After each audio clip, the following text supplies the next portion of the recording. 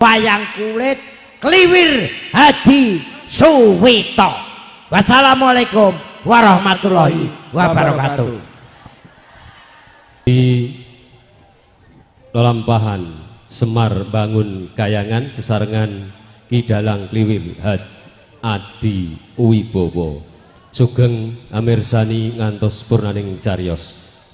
Saking kawula inggo bilih angkin kawula matur wonten kekirangan kalepatipun wonten ngarsa panjenengan sami kirang jangkepipun sedaya atur kawula nyuwun agungi samudra pangasami kang tanpa pepindhan.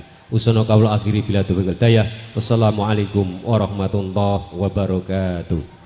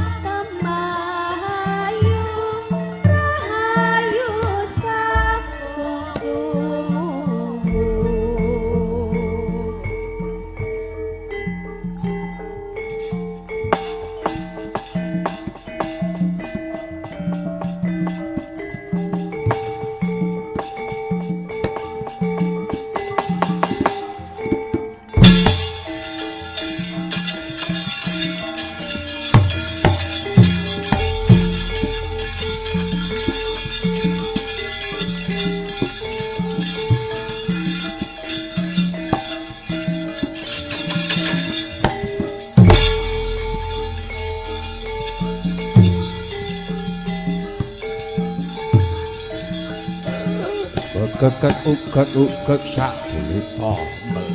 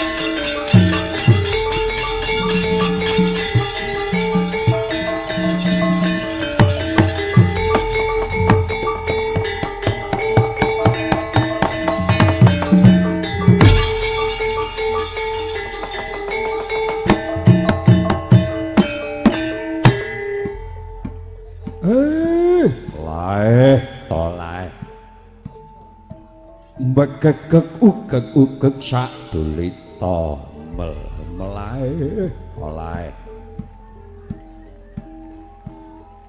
jebul kahanane wis malik tinggal indak condra jroning jagat padhang iki saya dina ngadina saya suwe saya rusake kahanan jamane jaman kang kaya mangkene lae to lae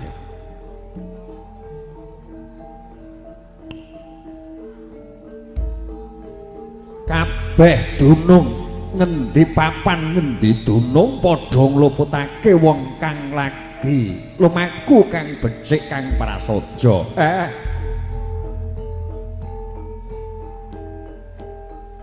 wong sing darbe palungguhan ning dhuwur wis lirwa marang kang mapan ana ing ngisor. Apa ora eling sejatine wong urip iku mono mung padha mung beda derajat lan pangkat. Apa ora eling sejatine urip iku mono ora langgeng. Pamawase Semar iku pancen nyata yen to kalungguhan iki. Yen ditutukake jagat bakal rusak ora suwe bakal kagulung dening Gusti kang nyipta jagat menungso sing ora tata sing gedhe pangapuramu anakku Dole Garing Petruk lawan Bagong Dole iki dina bapakmu nilarake ning padukuan Klambi Sireng Yama kepengin banget ngenengake cipta rasa mringwang moho kawasa Dole bapak kepengin golek tentreming rasa wujud ing urip ing jagat padhang iki wis morak-marik tatane Dole mula ayo pupung durung kagulung jagat iki mun ayo padha mertobat kudu eling kang peparing ya Gusti kang nitahke Dole mula senajan to bumi ya mung meneng kaya mangkono sejatine darbe rasa Dole ayo rasa pangrasa padha gunake kanthi permana ya Le lae wis akeh wong pinter nanging durung mesti pinter iku dianut kang durung ngerti sejatine ngerti iki mono durung sejatine bisa waskita kanthi permana. Wah, iya. Pancen jagat kudu kaya mangkono ana wujuding jagat kang gumelar iku ngono kanggo tandha yaiku caharitane urip ing Madyapada ya ing jagat raya iki. Semar yen to tutungake ora munggah ana ing dhuwur ngono ora bal bisa mujudake tentreming rasa ning Semar. Jagat wis katon rusak.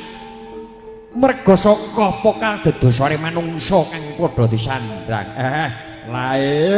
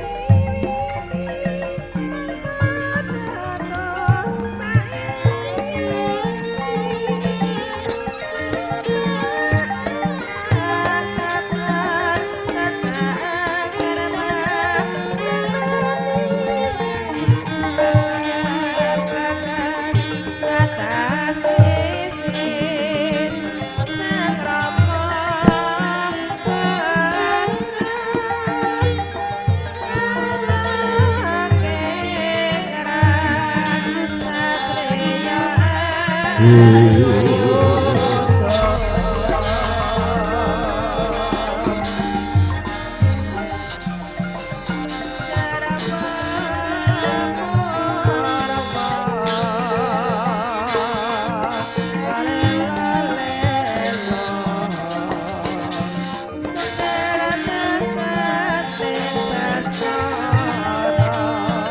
langning kalanggerak karapan bangun sarang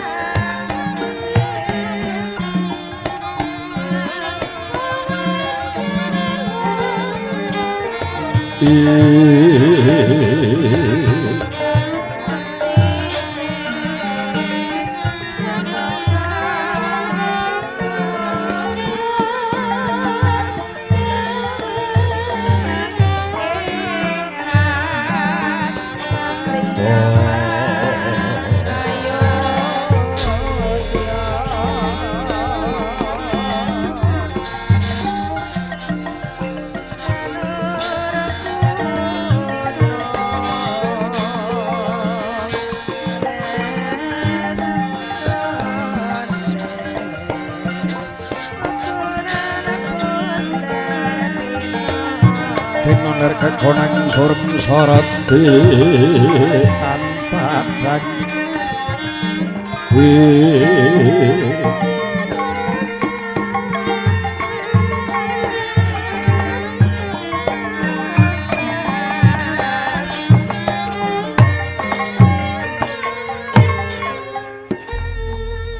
suwuk arep Brata Pitana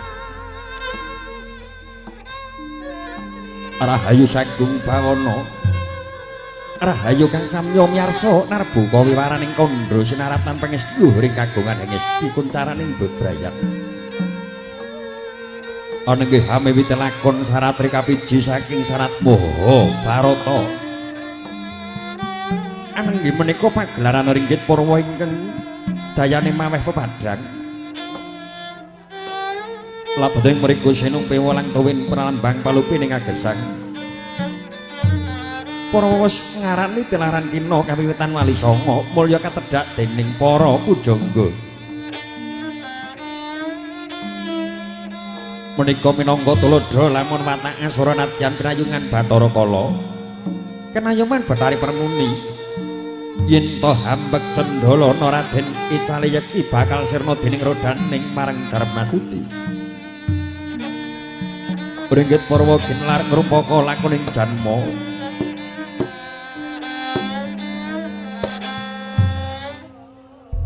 pramila pepasrene angimba isining bawana yen to kelir pinentrang imbane tawang nirandra lan awang-awang yen to debok kaesti minangka gambarening bumi apa to werdening blincong minangka hanalahi yakti menika pasemon lakuning Surya Candra kelawan Kartika gending munya nggambarake swasana bungah kelawan susah wujuding kayon lambanging tarutuwin anasiring bumi geni banyu kelawan maruta baing kayon pasemon gantining mangsa nenggih pathet 6 jabang timur pathet 9 dukat dewasa pathet menyura sasmita suruting yuswa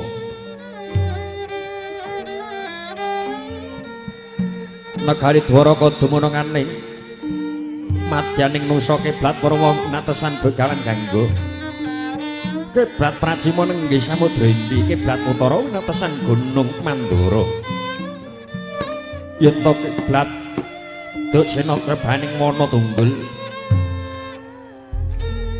nalika samono negari Dwarawati dengan cik jaman sono tipe bebasan suket godhong dadya orwang ginasaken kayu saceklek godhong sesek maweh dadya anggesang sedaya para gesang arta putra liris ora tenaken ing Brahmana gesangira datan ana kang nucuk anggibarake guru ping makarya datan Kucewa temah mulya temah Bromo sehari ratri para kawula kontak makarti buktine para dagang samya magang datan kasasar anggenya sumebang sedaya serang ratri aglaring pasar Narakesma samya gumregah anggarep sawah kapetang ibadah cekap gayuh torah nggore wekasan dadya keluarga ingkang sakinah lawan manadah para mranggi Gusali Pandhe lan kemasan andher ing basalen para matswa numpak baita midri samudra miyasa mena Narapraja kontap kautamane tan wonten kang adol gawi Prabu Wanginya Sumewa tan hayani tumintening pangalembono dasar negari Dwaraka wis katingal ageng tur inggih agung katingal ayom tur inggih ayem karta raharjaning praja katingal manjila kubasan wonten kandhang pinalangan raja kaya gelar ing pangonan sruping areka samya wangsul mring kandhangira para warga sembada anggenya pemitran gesang bebrayan dadi dinayan brendal kecutan wantun hangganggu sedaya samya sumirik datan kapramasa ing Bandawa lemuhur ngajrih rukuning warga kaleduing panyandra negari Dwaraka binasaken panjang punjung gemah arepah loh jinawi karta tata tarharja pinunggal kang rumpaka basa lah sinten to ingkang hanyakrawati ing negari Dwaraka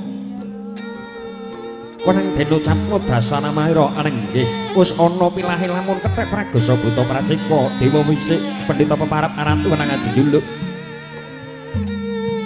anenggih jejuluk Prabu Sri Bathara Kresna Narayana Nayaran Yodamardana Janardana inggih jejuluk Sang Mahendra Siwi lan ugi Tanaya Wasudewa ya Kesawa ya Wasumurti Harimurti ya Sang Wisnumurti ya Padmana inggih jejuluk Sang Arek Sakaning Bawana pramila jejuluk Prabu Sri Bathara Kresna labet semaniku sina manging Ludira yen to Narayana mangwerti dadi mustikaning olah yoga yen to Nayaran wedanane sinasapan olat manuhara yen to Damardana warjining lumintu didanane pinjo anenggih wujuding uruping damar yen to Danarwardana mangwerti kukucahing Sang Nata prasasat sing tirta kusura yen to Janardana Yakti Narendra kang hanetepi pangandika yen to Mahendra Siwi yogane Dewi Sang Mahendra Tanaya Wasudewa majaning Prabu Basudewa kasawa meneng ngarsa aji naraga pawujud panah rek molampun wirateg Sang Kesawa dadya Brahala sak Prabata Siwi yen to Wisnu merti dadya pepenget Sang Nata Trahi Prabu Wasukunteya yen to Harimurti nabet menang hangagem makutha kadewatan Wisnumurti yakti pangijawantahe Sang Hyang Wisnu anenggih Padmana dadya wedaning Sekar Wijaya Kustana Cangkok Wijaya Mulya ingkang dayane kangge anggesaken kunurpa kang dereng winanci reksakaning Bawana mengkurdi soryaning jagat minangka jageping Trimulya Bawana inggih toh jalining jagat anenggih Sang Harjuna kalining jagat Kyai Badranaya pramila Prabu Kresna wis datang kawaran marang oleh musaing jagat labet ing Gaira sinunggang ngembar jagat amasta mustikaning lingga mandi lah sinten to ingkang lenggah arenggih saking Narendra Mandura dijuluk Prabu Baladewa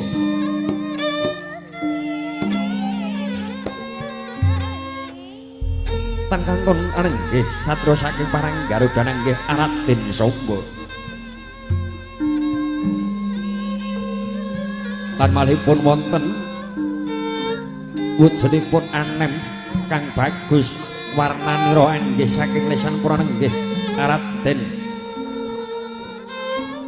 Setyaki ya Raden Haryo Secaki mangkono pangudastara indriya.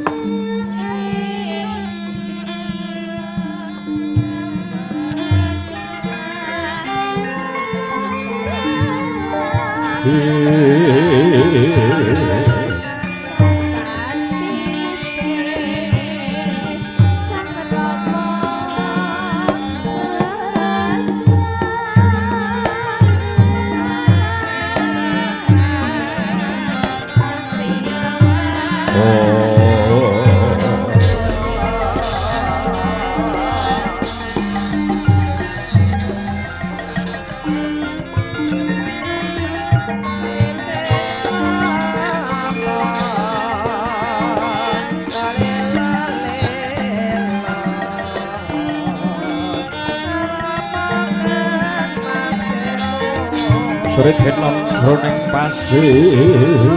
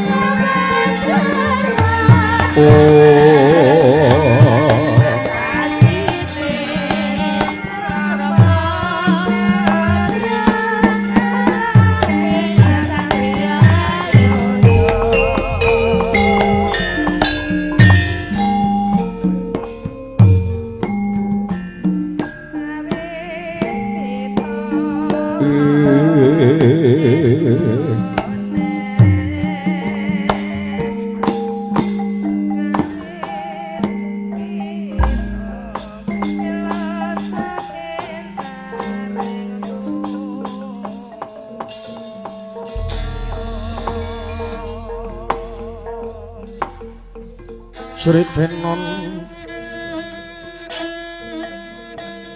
ing pasewakan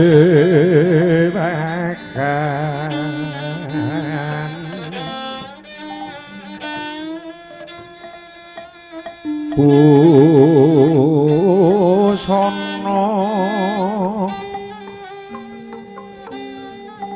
maneka arna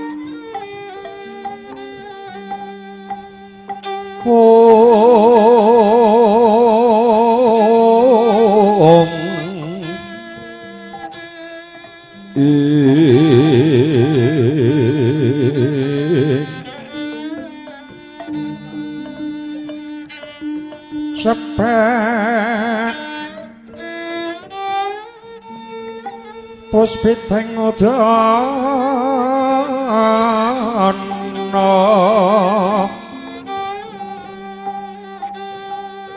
Yang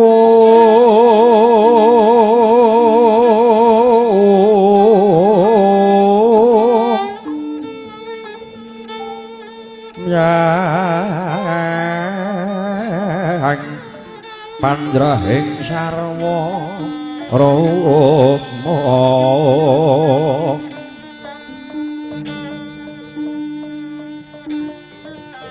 Penggen mandhik Narawata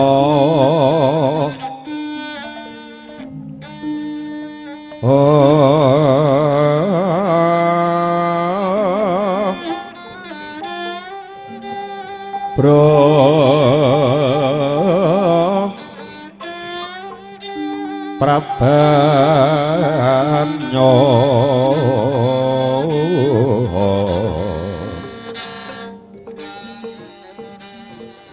sumerat nyaring tejo leliwaran lirik kilat sisering radet wimbuh gegondong mingit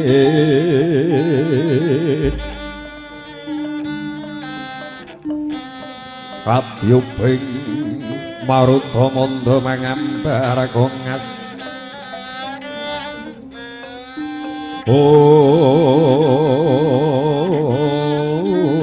hang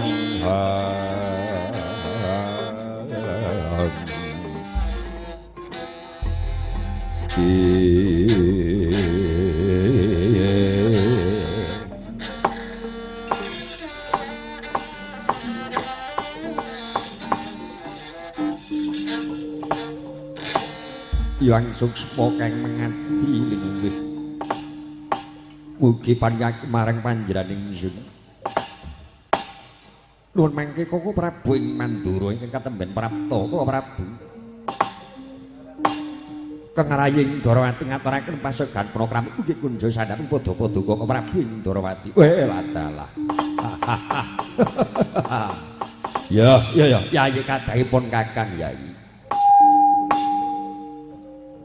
wis tak tampa yen pambagine sati tumrapipun Kakang muga wae gawe pepadhang ing penggalipun Kakang ing Mandura yayi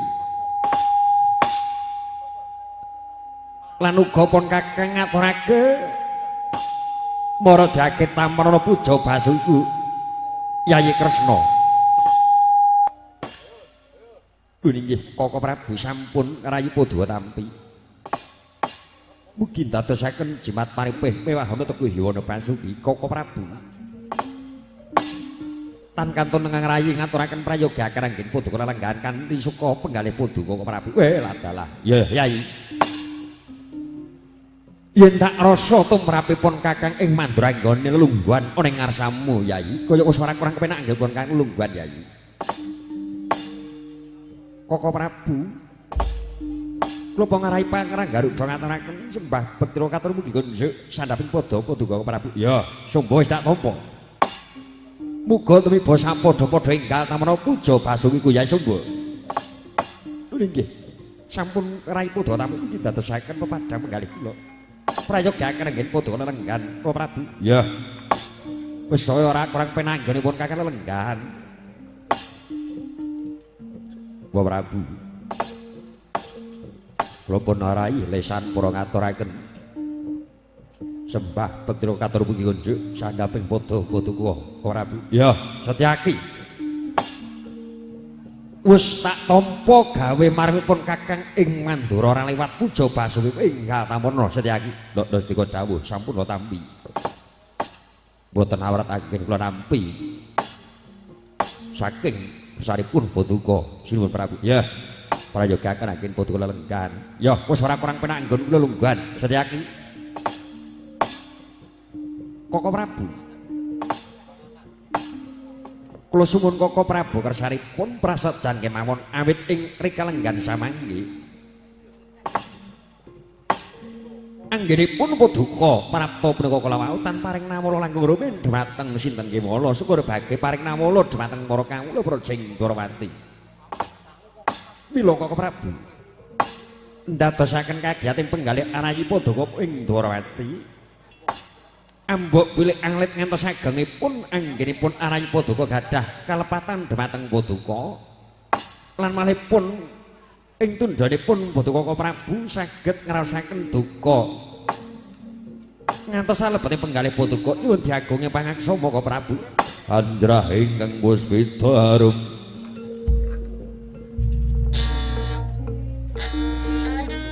kasiliring sami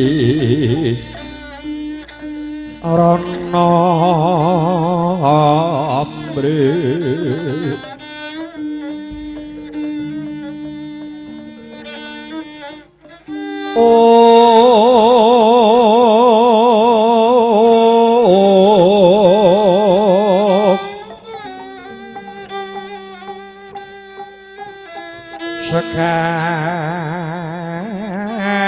sekarang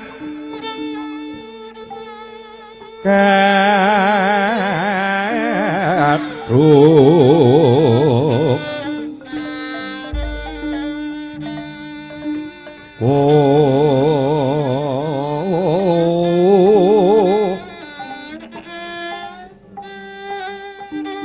ngas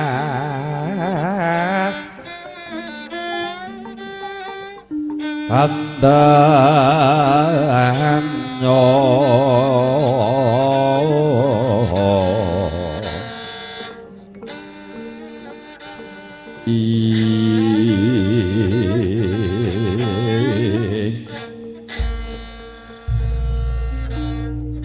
mawerarasret naning driya ing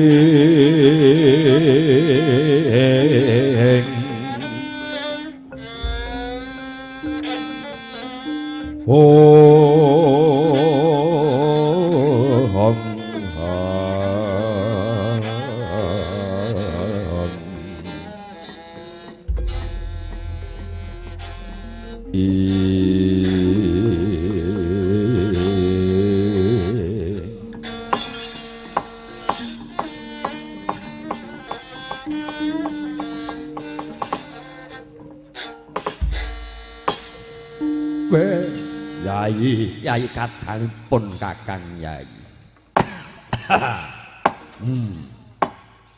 Yai ora teges pun Kakang iku mun darbe duka marang Sadi kadangipun Kakang iku ora ya Yai. Aja salah panemu. Yai.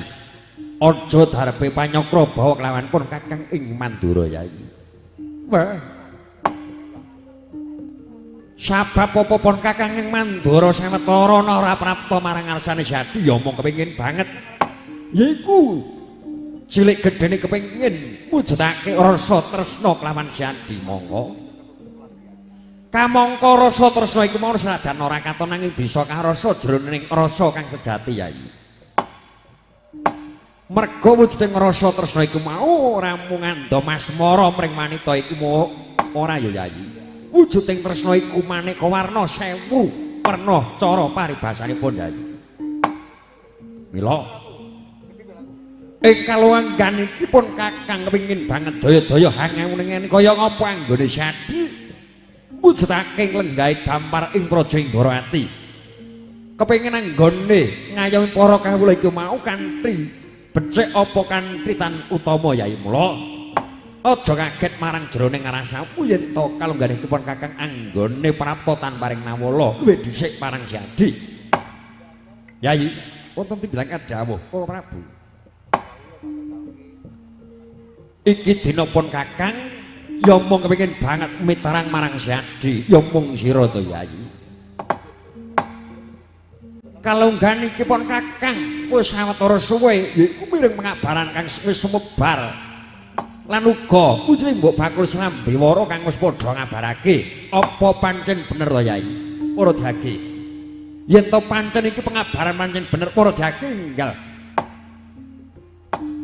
weneh ana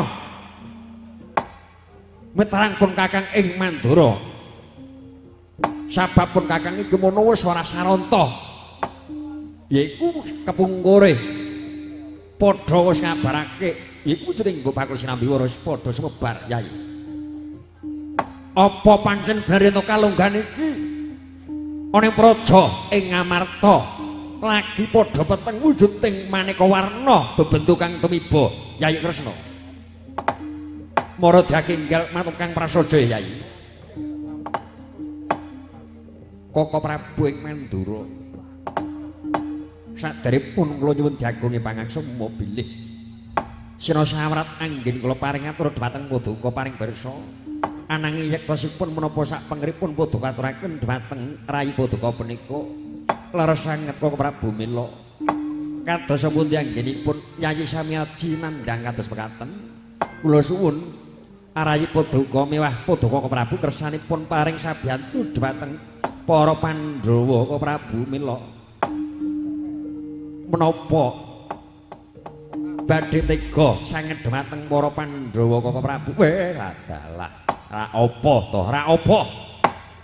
Mula to Dik, jujune wae Sati ora bisa mujudake apa kang disandang dening para praja ing Amarta. Ya. Ndak weling ya Yai, pun Kakang ki dadi ratu dadi Narendra iku ya wis sawetara suwe.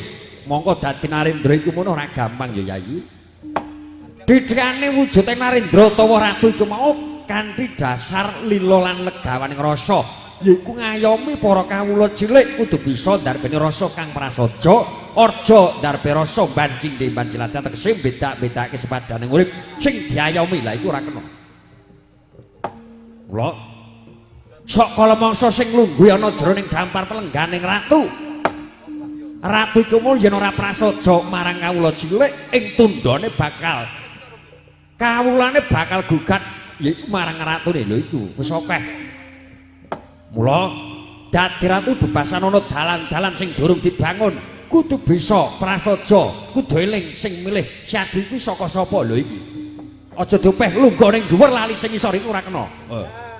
Bener apa Setia iki? Nggih. Dadi senopati sing jujur yen melu satriya ngono iki yen diwenehi ndarane pira ki ya prasaja karo sing omah. Aja sing ora-ora ditanjake. Nggih. Lah iki jujure wae Sadi isih dimong pun Kakang ing Mandura Yai. Isih iman. Sadi ku isih tak iman Yai. Yai. Jebul tresnanipun Kakang iki ora sia-sia banget. Pancen Sadi iki dadi ratu iki wis jebles. Ning bedane pun Kakang uga wujudake ratune beda. Isih wibawa. Kalah wibawa marang Sadi Kresna sabab Sadi Kresna iku mau wis wasis lantip panggrahitaning batin ning pun Kakang durung bisa yaiku mbentung yaiku wujuding hawa nafsu kang perangane ana patang perkara Yai. Mula iki senajan pun Kakang dadi ratu iki isih durung bisa hambentu wujuding nafsu kang werna abang. Lha iki pun Kakang yen tono mungsuh gage arep tak pateni lho iki pun Kakang. Ning bengi iki lakone ora bolo dewa nesu. Ning nek ana sing jarak nantang perkara ya mbok cilik gedene yen to nganti dadi batang aja lupetanipun Kakang Mandura. Yayi Kresna punten dawuh kok Prabu. Gene yo Sadi ora prasaja pun Kakang. Yayi. Mbok yo ing tundhone kang sengawit dina kepungkur uga paring pengabaran pun Kakang yen to kalunggane iki praja ing Amarta lagi nandhang bebendu. Mbok yo ngono. Jujune durung kladu ing laku pun Kakang wis antuk jroning pangimpen praja ing Amarta lagi nandhang ujring banjir nanging gapurane isih kena diman tegese ora nganti rubuh ujring gapura. Yayi Kresna punten dawuh. Sadi aja duka jroning batinku yen to kalunggane iki pun Kakang isih iman isih tresna marang Sadi ya mo. Sepisan meneh aja nganti Lirwa Purwadaksina tegese aja ndarbe rasa kang banjinde banjladan marang para kawulane ora kena. Mula ngendi papan ngendi dono akeh pancoban kang tumiba ana ing prajane manca jabaning rangkah iku mono dasar saka sing dadi ratune iku mau ora bisa eling karo kawulane sak geleme dhewe anggone dadi ratu lho iki.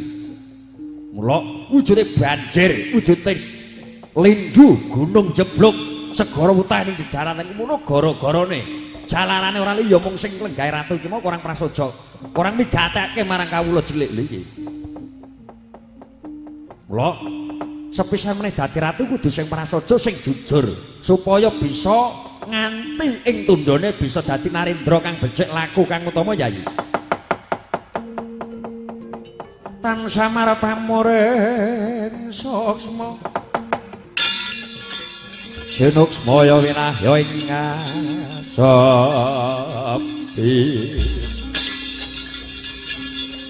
sinempen daleng ing kalbu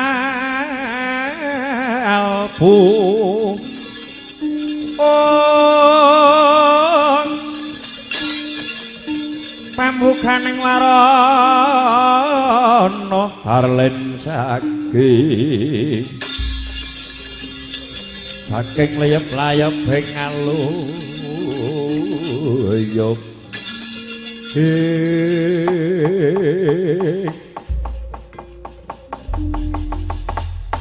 Koko Prabu ing Mandura. Piye, Yai? Nggih, ngarai sampun nampi menapa ing dados satripun saking Paduka Koko Prabu ing Mandura. Mugi ngantos benjang punapa arayi Paduka anggenipun ngasta pusaring Projeng Dorawati. Badhe kula regem aturipun saking Paduka Koko Prabu ing Mandura. Iya, kudu mangkono, Yai. Kudu mangkono lan meneh uga pun Kakang uga bakal matur yen to Syadi kemono kang bakal ngayomi para kawula iku ana khususé praja ing Dwarawati ya iki. Syadi anggone dadi ratu ngemong para kawula cilik iku mau tansah kudu eling sing peparing yaiku Gusti kang nyipta jagat. Gusti sing gelar jagat iku kudu eling ya Yai. Tumrape wong urip iku munut senajan to urip iku mono ora mung urip sak karsane dhewe iku ora urip iku ana sing uripake lho iki. Titah ning ana sing nitahake Syadi. Yen to senajan to Gusti kang ngurbeng jagat ora katon ning yekine jagat kang gumlar iki sapa? Menungsa ku ora bisa darbe daya apa lho ya iki digagas. Mung iso ngrasake nikmate. Lah iku sok kala mungsa wis karasake nikmate lali karo sing gawe nikmat iki ora kena. Setyaki wonten dawuh. Tak jaluk dadi sak senopati ku sing wicaksana, sing satset. Laku sing ora utama, aja mung dem-deman kaya wong krowe ora kena. Manci leren ya ngaso, aja dolanan angka. Iso gawe angka kok tuku angka iki piye? Entekno dadah, entek omah tak kandhani. Nek nak gawe seneng bojone wong liya ora apa-apa. Koko Prabu kok matur. Ngene. Aja kleru tampa tegese gawe seneng bojone wong liya tegese. Wong liya sing lagi nandhang sengsara. Lah iki diparingi sabiyantu kang kanthi bebungah. Bebungah iku ora kudu andha masmara. Lho, iki sok kalau mau salah gunane kanca-kanca ki ngono kuwi. Ora kena.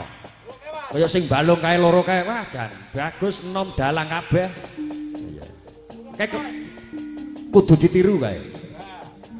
Ora kena. Gawe seneng ning seneng ki kanthi utama aja seneng sing ora utama lho iki. Mula yen dikandhani Baladewa ora kok teges sing kandhani iki dalang ning sing ngandhani Baladewa bengi iki. Setyaki. Nggih. Wis dilarin saya gedhe aja mung dem-deman. Elinga wong urip ki ora ngerti pati ning menungsa iki kapan lho. Ora mergo dasar lara, ora saka apa-apa lho. Akeh teksek mati ki akeh. Mula kudu eling, wong urip ki bebasan ki mung nampa sagebaring pathe tak kandhani. Lahir makarti banjur mati menungsa ora ngawur mula. Kabeh wae ayo padha eling manembah mring Gusti mumpung jagat isih gumelar ya. Nggih Koko Prabu. Lah Koko Prabu, Koko Prabu. Ya pangen kalanyuran harapan tamun sar.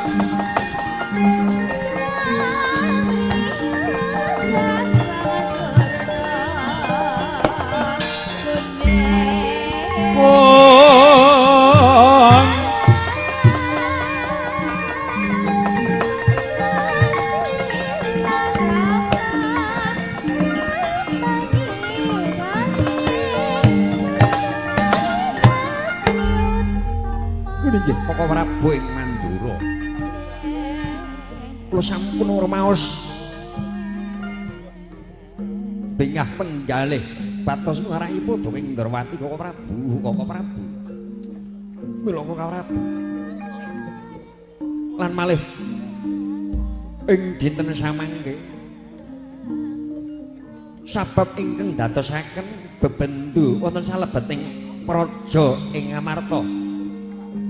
Aneng nggih menika sak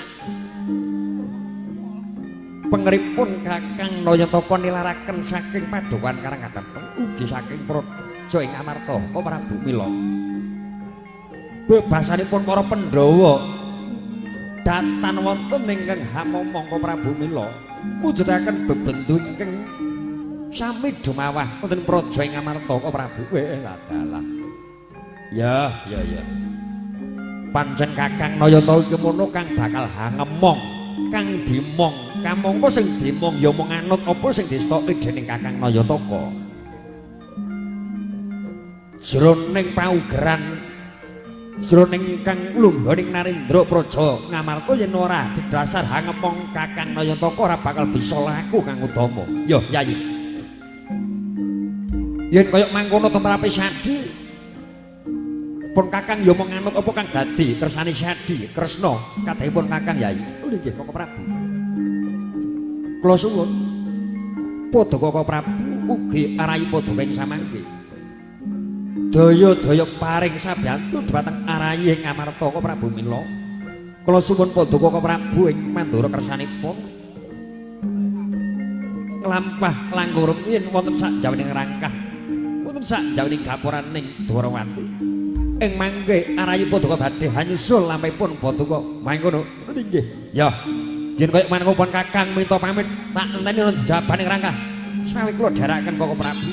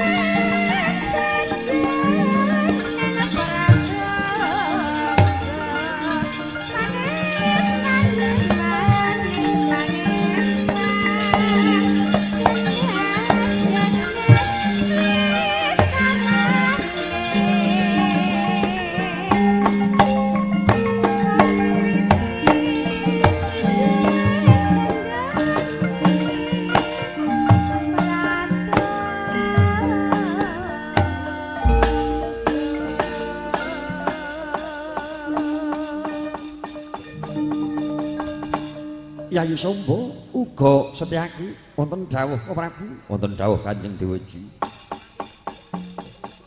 wangun wis ora ana paring dawuh maneh marang ingsun marang sira Yayi Samba nggih kersanipun Paduka kados pundi Yayi Setyaki wonten dawuh Kanjeng Dewaji Muradhyaki bubarne kang padha kanthong sepo sawetara iki panjenengan ingsun bakal munggah sanggar pamunjan meminta pring Hyang Murbeng jagat muga wae praja Ngamarta tansah pikantuk yaiku nugra dening Hyang Murbeng dumadi Setyaki bibaro kang padha terus ibu ndok sedika dawuh. Sabet daraka talika wau. Kundri sang Nata Prabu Sri Bathara Kresna yen Candra Panyayah kabalabar candrane.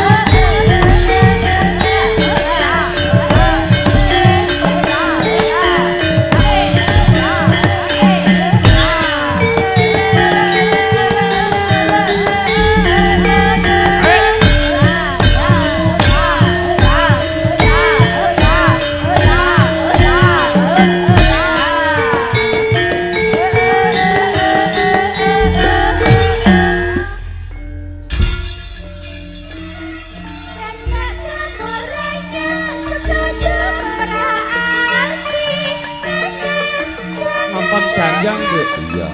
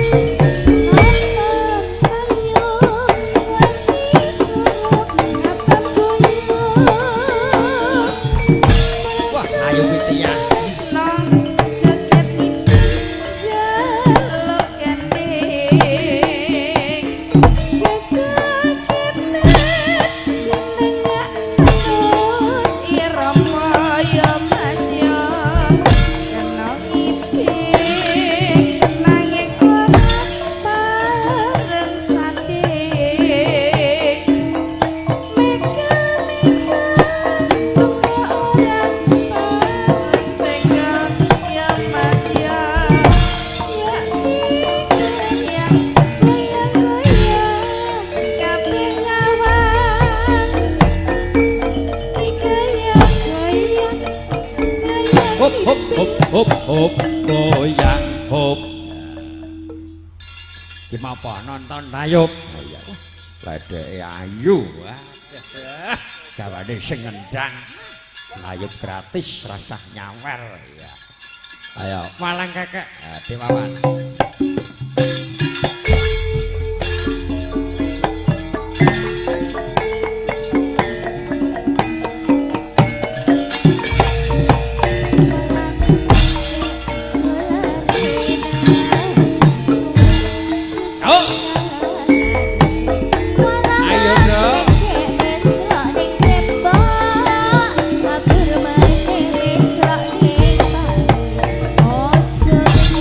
Rawa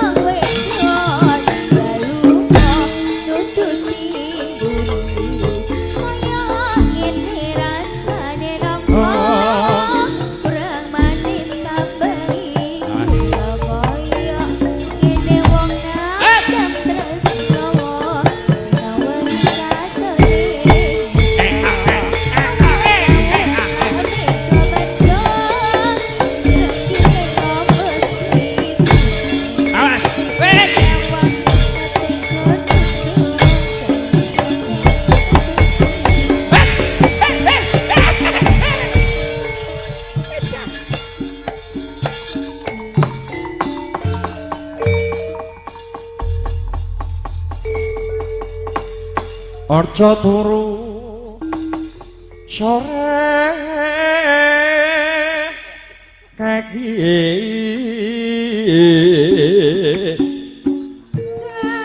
maju sithik Nduk. Iya iya.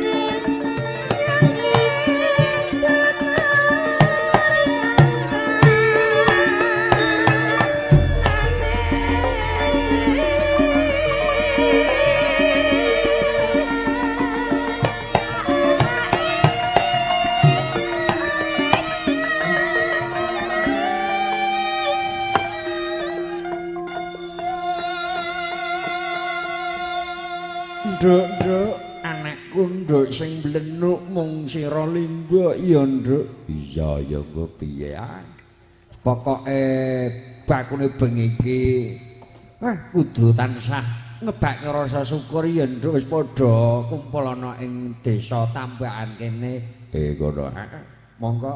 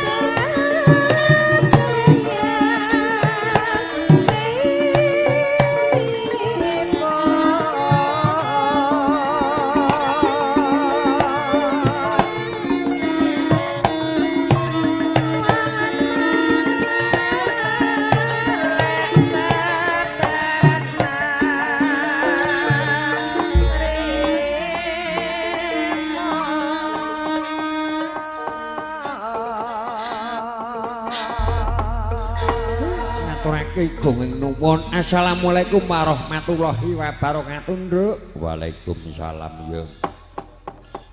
Bengi iki bungahe biyung tanpa upama merga wis padha nglumpuk ning desa Tambakan kene nok. Duwe gati apa ya kok padha nglumpuk ning kene. Kene, Nduk. Iku bobote kepengin banget ngedhake rasa syukur iku sedekah bumi anggone padha syukur iku mono tansah temedhak kang gawe jagat mula sak pungkure pakliran bengi iki ya nok khusus warga Tambakan kene aja nganti nampa wujude bebendu sawiji apa ya nok. Iya yung iya. Wis muga kabeh sak pungkure wayangan iki padha diparingi slamet panjang yuswa. Amin Allahumma amin. Ngaturke bungahku tanpa upama uga ya yung wis disengguyung mau sadurunge pakliran kawiwit mau ana pepunden Bapak Haji Sakiron kang medhar sabda jroning pengaosan. Nduk ora nduga mono wis padha kumpul bengi iki kelawan pepundene Bapak Haji Sakiron kono. Ngono muga-muga ana manfaat mau sore ya nok. Iya yung iya. Tenan pokoke dongane sing wis sesepuh bakal mandi lumuntur lumintir ning jo badane dhewe-dhewe muga-muga kabeh wae bengi iki kang padha ngumpul kusewarga Tambakan kene ya nok diwenehi jembar rezekine, diwenehi jembar kesabarane. Ngono. Wong urip yen ora gedhake sabar bakal rusak tak kandhani. Iki hawa sing ora ketok ning nyatana. Ngono ae. Kala mangsa pesinden uga widarbe rasa sing sabar iki tansah gedhake wong omah-omah barang kuwi sing sinden anyar sing lagi krama tak kandhani. Nek omah-omah ki aja mung nuruti benere rebutan luput lho iki. Sing mepet debogi tenan. Nah, dadi iki kala mangsa aja ngundha-mono ndik jaman semono ora kena. Nek wis tresna digoleki dhewe aja ngungkit-ngungkit lelakon sing kepungkur iki ora kena. Mula wong urip iki kekudangane biyung ya nduk aja nganti nemoni omah-omah pemadon mung bot-bote wujud donya utawa rebutan bener lho iki sirane biyung ki ngono. Ngono ah. Pokoke biyung ki senajan ta urung kaya apa pun piyambake sepet debok wah jan nyengsemake kepiye kok nyengsemake wah bengi iki disengkuyung waranggana cacah ji rok lupat waduh dasare ayu-ayu sing ngendang sing nabuh sing nom-nom kabeh iya penabuhe sih Joko dalange legan sing ngendang ya legan sing balung loroke dalang ya legan kabeh sing nyaron recan iki pokoke jek legan kuwi iya iya wah jan gedap-gedap bengi iki iki muga-muga senajan to ora bisa mirsani wayangan bengi iki lumantar streaming ya uga bisa muga-muga padha mirsani ambok bilih anggene paring-panglipur nyangik ing dalu punika kathah kalepatan kirang-merane penggalih handya sedaya diagunge pangaksama nggih Pak Bu iya merga manungsa ora ana sing sampurna Nduk piye ya iki mau yektine pepundhene Bapak Haji Sakirun mau isih padha kersa kumpul ning limbuhan ora ana pengabaran kono. Oh sampun wangsul. Iya. Ayo. Mergo ya biyung ki wah jan tekone wis rada telat. Iya. Dadi iki komunikasine iki mau kok jane kepiye skenarione. Oh jebul pengajiane wis ora boyo mangopo iki disengkuyung Widyawati. Pokoknya aja semelang sinten ingkang badhe ngersaken lelagon te gending-gending gagrak tayub sumangga paring nawala. Ayo wis rasah repot-repot. Wis diborong kabeh. Pokoke warga kene iki jan gawe bebungah biyung tenan kok. Monggo Dik Tias. Ya urut no ya wong dawuh dalang. Hah, niki ora kena. Ning ana lho biyen iki muga-muga ning ora. Oh ndek winginane kuwi tenan, sinden dikongkon dalang kon nembah. Lah aku kowe lah iki teko omah mencret. Tenan. Niku estu. Heeh. Mula dalang ki ora kok ngagungke ora sok kala mangsa ki dalang nek arep nglakokke wayang ki ngempet dahar, ngempet turu utawa nindra kuwi. Kowe mah ngempet tenan kuwi, Mas. Nggih, kalih sing balung ki dereng dahar wae kula ngempet. Ora nggih dereng ta Mas Wida. Dalang ki kudu petah luwe. Aja semelang kur bubar pakliran aja semelang engko bareng-bareng mengko njujuk neng kono nimbal nimbal mbok njujuk neng panggenan sing dikersake kok ya monggo lah iya ngendang ki iki sing ngendang ki kok beser kok kuwi iya monggo jumeneng nak jumeneng ya ben ora sikile ketekok ae sepune lenggone sempit ngene kok Mas. Aturke uluk salam luwih dhisik ben padha tepung sapa, asmane saka ngendi wis duwe bojo apa urung nek cara duwe bojo anake pira. Putrane kok anake. Lah niki mau alhamdulillah Mas. Kula teng mriki nembe mawon dugi nemu garwa anyar. Sinten? Alhamdulillah niki wau kula Bu lah kok depipis ki tak tekoni Mas. Pidalem saking pundi Mas kok ya meneng wae. Etok-etok lep ngono kuwi lho. Gun aku Mas. Sinten yayine kang pundi? Kang Mas Cokro. Lah bocah kuwi. Mengke nderek mantuk kula nggih Kang Mas Cokro. Nggih. Lah iya. Ayo depipis lho gumonku. Telepon kancane ora dik. Sing nom-nom ya tidak bertanggung jawab blas. Gumun aku. Malah kerjane sing apa mak nunggoni adik. Oh, goleki adik mau. Lah. Ora petok rong dino rek digoleki, gumun aku. Nggih. Pokoke wektu iki nyambut gawe para seni kabeh muga-muga tak dongake. Lah piye? Golek nggon sing penak monggo. Heeh. Kono. Ning arep gambang arek nyelip wis suwe malah katut mlebu ning kotak nggon wayang piye? Heeh, sik. Oh melangkah kono. Kene bae. Ning aja nglangkai gamelan yo, Nduk. Gamelan iki kanggo ngupakara golek sandang pangan. Ya kudu dikorpati ya. Hah? Oh, kon Junjung Mas Udin gak sah. Nggih, ngaturaken wilujeng dalu nggih, Pak, Bu. Saya tak baleni. Wilujeng dalu nggih, Pak, Bu. Nggih, wilujeng lelenggan, wilujeng hamirsani, ringgit purwa. Nggih. Wau nggih, sampun pengajian wau nggih, Bu nggih. Pengaosan. Heeh. Yuk, nggih mlebet mboten, Bu? Mlebet, Bu. Alhamdulillah. Nak yoga iki rasa tak tekoni Bu, yo gak do mlebu kabeh iki, Mas. Ah, dikandani ning kiwa metu ning tengen. Lah iya. Yo wis ngono kuwi ning yo ora kabeh lho, Nok. Wong pepunden-pepunden iki jujune ana Pakde Cokro, ana Pakde sing asta kempul jujune enek sing ngomong sing sepuh nek sing ngomong lu ndahne kaya ngopo. Lah nggih to. Tenan. Sing balung barang kene ora diwaske ya ndrawasi. Oh, lah kuwi medeni niku. Ndek wingi niku tanggapan wonten geyer wonten daleme jenengan to, Mas? Niku ngajak nimbal. Oh, tengah wengi kok ngajak nimbal ki nimbal ning ndi? TB mesti ya ya. Gumun. Eling sing omah le. Lah nggih.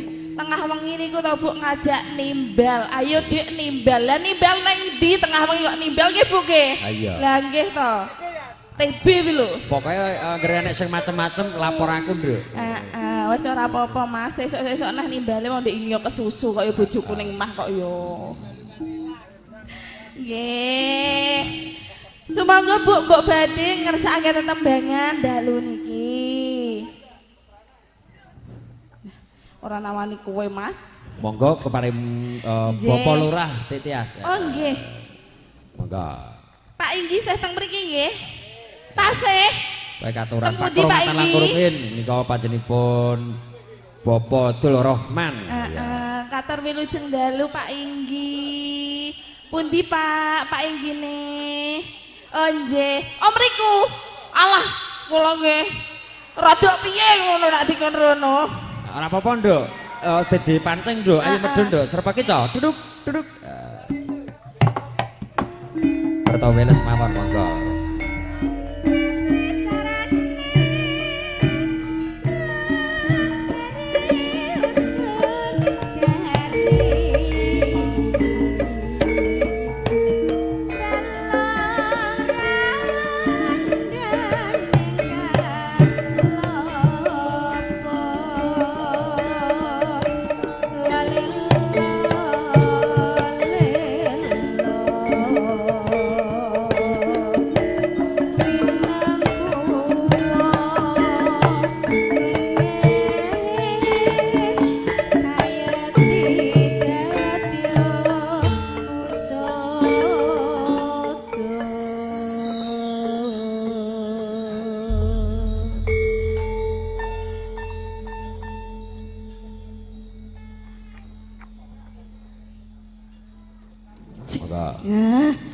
Kosek Pak, kosek. Ngambekan sih. Lah aku teko kene lagi teko kok Pak Inggi wis ngono posisine niku lho Pak. Kula nggih rati mboten kepenak ngoten ajeng pinarak teng mriku. Oh ngono. Kula tak yayak teng mriki mawon nggih Pak nggih. Lho lah. Maksa di sini Pak. Oh gitu. Aku kok yo malah Ayo Petruk Pondokawan. Iki mono bakal ngobati iku bapakmu Semar kang lagi mursa tanpa ring nawala mulane kang saka iku para Pandhawa tansah menggalihake Petruk Nalagareng uga bakal ayo derekke lakuku Petruk nggih swawi kula dherekaken Den.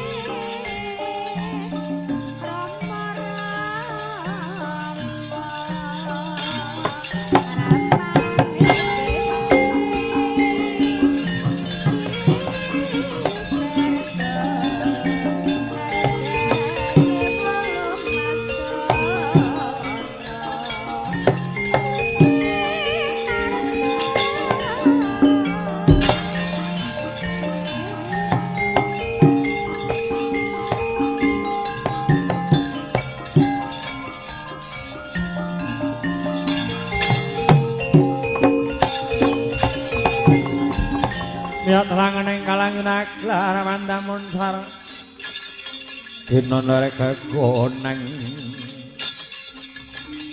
surem sorote tanpa hadeng Koko Prabu ing Mandura piye Di ketingali sampun anenggih paket wonten gapuraning Praja Ngamarta sumangga Koko Prabu ing Mandura kepareng maratitisaken lampah paduka ya ayo tak dereki Di lah kebolan doh banget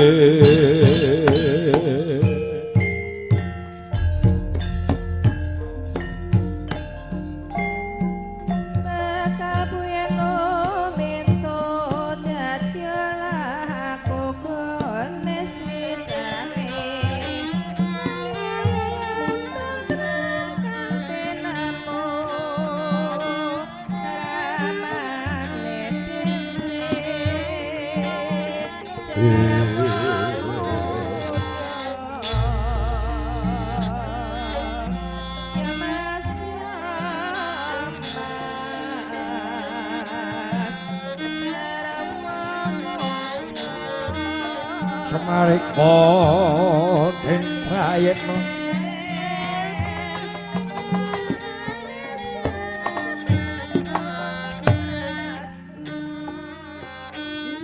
kula ingkang prapta Rama Bukulut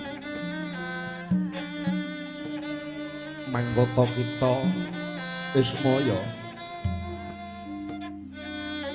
menggut harepe apa yen to kalunggane kita Ismaya bakal ngadhep marang Panjenengan mara diakinjal mantu marang Panjenengan inggih Rama Bukulut yektosipun kula kepengin sanget miteng dhumateng Paduka Rama Bukulut kula Semar Badrana sampun sawetawis dangu anggenipun nglampahi gesang wonten Madyapada inggih ngarca pada Rama Bukulut rinten tandalu kula raos-raosaken sedaya gesang anggenipun nindakaken laku menika sampun nilaraken paugeran sampun minger kiblatipun dhumateng titah kang mapan wonten ing Arcapada Rama Bukulut mila Rama Bukulut kepareng kados pundi menawi dipun lajeng kewala lampahipun titah ingkang boten laras menapa malih menika dados menapa rusak ing kahanan Rama Bukulut Rama Bukulut semonggo Rama Bukulut kersanipun paring kali damar dhumateng jiwa araganipun kula Rama Bukulut kersanipun yektosipun kula kepengin mangun kayuwananipun kula piyambak boten ateges damel kahyangan menika boten kula boten milik wonten kahyangan ingkang sampun wujud wonten kahyangan jonggring salaka menika boten yektosipun anamung wujudaken kayuwanan kanten termanipun jiwa raga kula piyambak Rama Bukulut manggota kita semaya panjenengan ulun wis ngawuningan nyapa yektinira anggonmu iku kita semaya anggone hangemong para Pandhawa kanthi laku kang kebak utama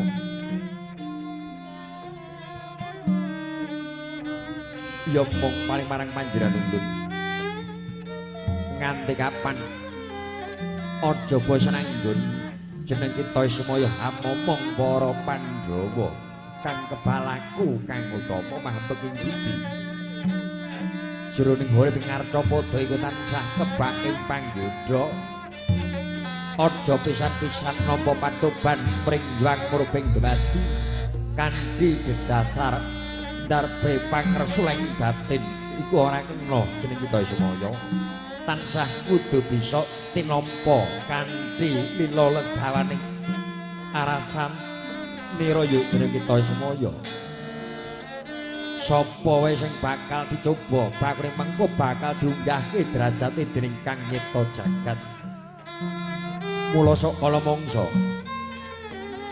titah kang bener kang becik akeh pancobane kumono dedasar kanggo hanya disepiraken patane anggone nandhang pacoban kang dicoba dening Gusti Kang Nyipta jagat. Sapa wujude titah yen ora kepengin dicoba ateges wis ora bisa ngrasake jroning urip iku mung wis bakal temeka kasidan jati. Sak pungkure titah kabeh wis temekan kasidan jati. Uga Gusti Kang Murbeng dumadi iya mung kepengin ambaba timbang jroning laku kang utama utawa laku kang tan utama ing mengko bakal mujudake papan dunungi swarga loka apa yaiku jroning naraka jahanam. Mulane kang saka iku jeneng kita Ismaya. Jroning urip tansah kebak ing ati-ati aja nilarake panembahmu kang disembah yaiku Gusti kang nitahake.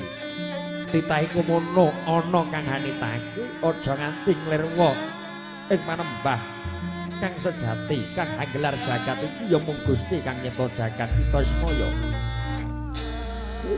Inggih Rama Bungulun, Rama Bungulun. Ngaturaken gonging panuwun kula sampun nampi. Sampun kula sesep saking atripun Bathara Rama Bungulun. Mugi dumawah dumateng salebeting penggalih kula Rama Bungulun. Kula ngaturaken matur sembah nuwun. Ya kita Ismaya. Ing kalunggan iki aja jeneng kita nilarake iku karang kadempel tuwa klambi sireng. Para Pandhawa kang padha hanengga hangrantu iku pratah nira jeneng kita Ismaya. Maradhyake sedhak apa saluku juga ing kalunggan iki panjenengan nuntun bakal hamimbuhi kang bakal samengko gawe pepadhang marang jeneng kita Ismaya maradhyake. Kuwi nggih Rama Bungulun.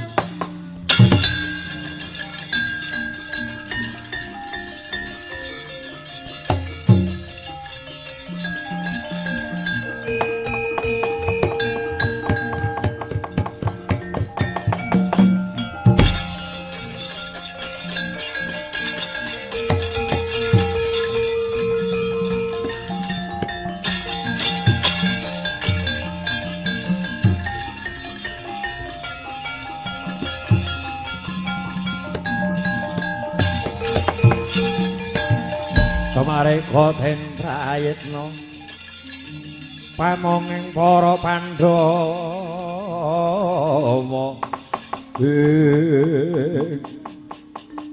ngaturaken ing panuwun Rama Bungulun menawi makaten kula minta pamit badhe madhap wonten ing Arcapada Rama Bungulun. Ya jeneng kita Isma duga-duga diwaringi den kanthi kari Ismaya.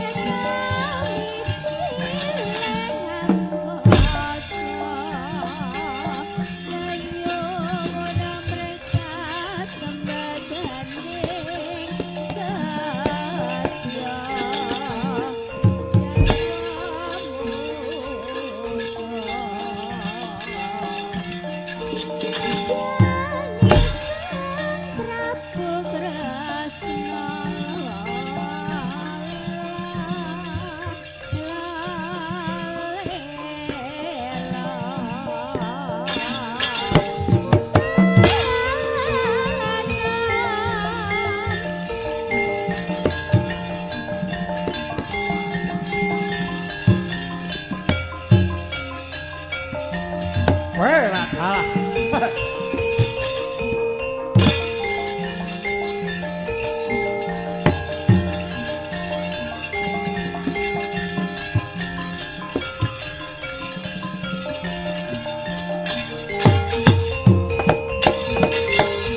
Bumi goncang kencing, langit gelap-gelap katon.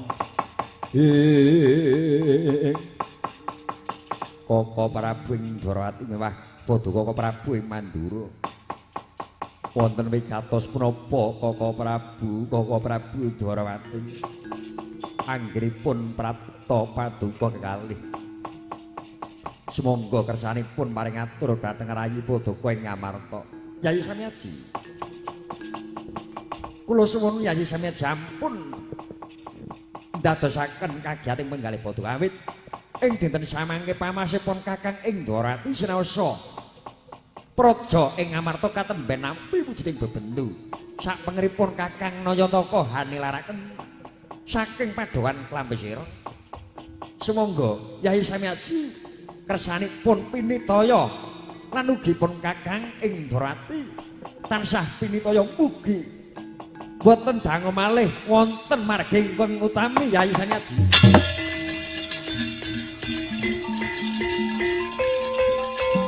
Gus kula ingkang sowan Gus.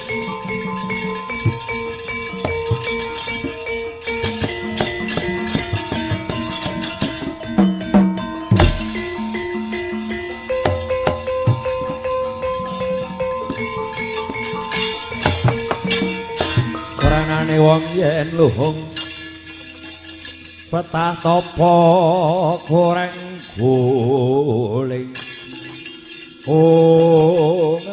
kula ingkang prapta nyuwun diagunge pangangisama amit sewu nggih Gus anggenipun kula Semar nilaraken dhumateng ndara kula sedayanipun ing awit kepengin mangun nggih menika salebeting kayuwanan mboten ateges mangun kayuwangan menika mboten. Supados kula sapengeripun mangun kayuwanan wonten jiwa raganipun kula piyambak kersanipun anggenipun kula ngemong dhumateng Padaka ndara sedayanipun pikantuk margi ingkang utami. Kersanipun anggenipun nglampahaken lampah ingkang laku utama nggih Gus jagat sineksesan. Ya. Lengkeng Sandara as. Ya.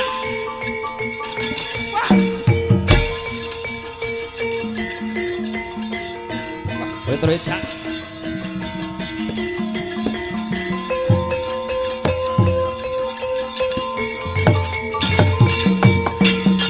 Sorot mandang sumurung amat tangi jroning pasareyan. Piak. Dapure Petruk edan wae. Ana apa Petruk? Nggon pasewakan kok ora darbe tata krama. Ngeten. Pun boten badhe kathah-kathah ingkang kula matur wonten para putra kra badhe ngamuk menika kados pundi wae, Gus? Para Kudara maji, para Kudara.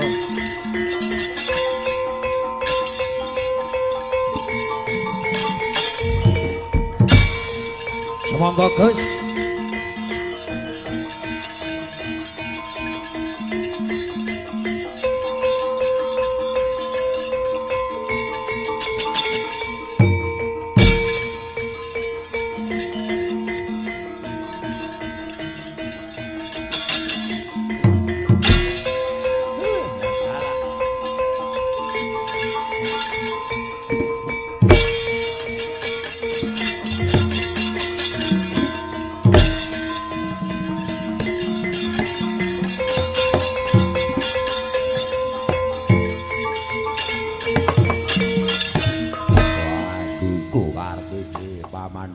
Kados pundi niku? Wangun isep Semar bakal mangun kayangan. Ora suwe bakal dadi ana wujuding dewa ana kayangan. Wah, kenceng iki paprangan.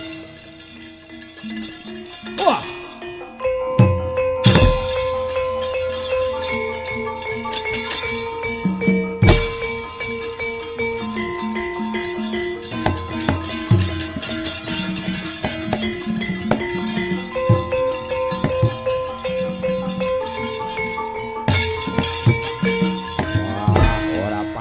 Werkudara. Wah, Kakang Kurupati piye?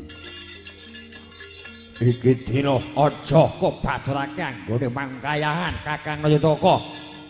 Dewa siji ora adil. Aku gawe reka gawe kayahan. Balak bubarke ora muncat lakon tupak tungkak kowe. Ayo maju legane ati. Wah. Wah. Wah. Waduh.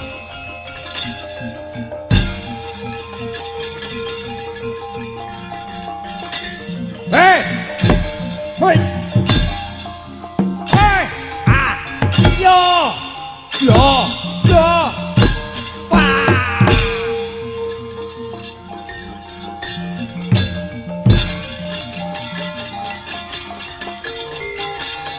Woi.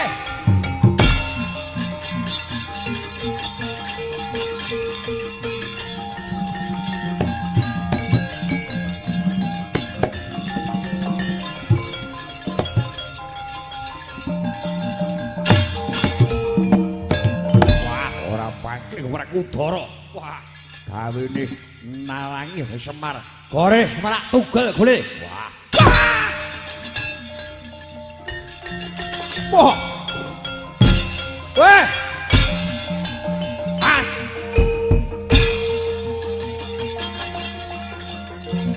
Mampro nyawamu. Weh. Oh. Weh. Wah. Duh. Weh. Weh.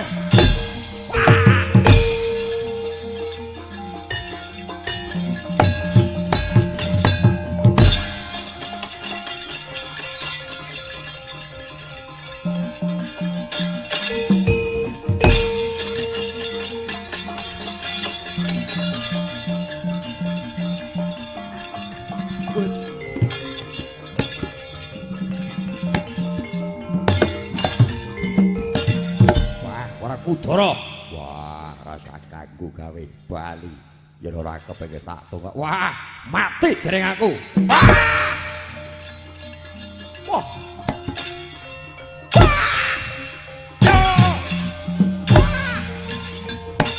Wah.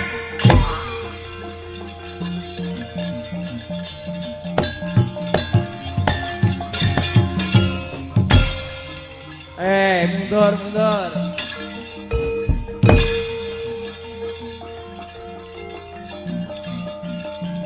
Malah diake maju legane nganti kowe Werkudara. Ayo maju.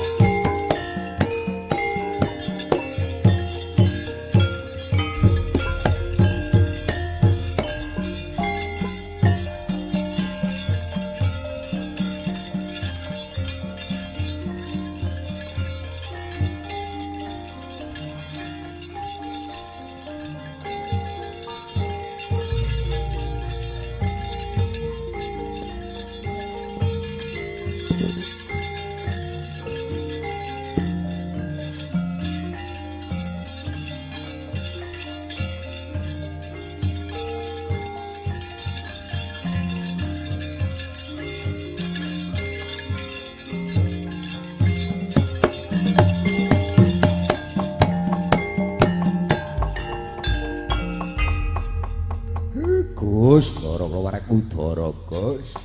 Wah, wedhe Polwo Semar jebul wis katon. Nggih jagat sineksenan nggih Gus. Sampun lelampahan nggene kula mangun kajiwanan wonten jiwa aragane. Kula boten ateges Semar mangun kayiwangan boten Gus. Semrambah sak pengripun Semar Badranaya sekadang para rencang paguyuban puji laras ngaturaken gonging panuwun kusipun warga tambahan mriki mugi tundhonipun pikantuk katentreman mugi dinebahaken wujuding tolak sengala saking papan pundi kemawon amin Allahumma. Selamat sing nanggap ngaturaken gonging panuwun ambok beli Semar paring panglipur kirang merani dhumateng ngandika sedaya nyuwun diagunging pangaksama cekap ngatur wafil taufik walhidayah. Wassalamualaikum warahmatullahi wabarakatuh.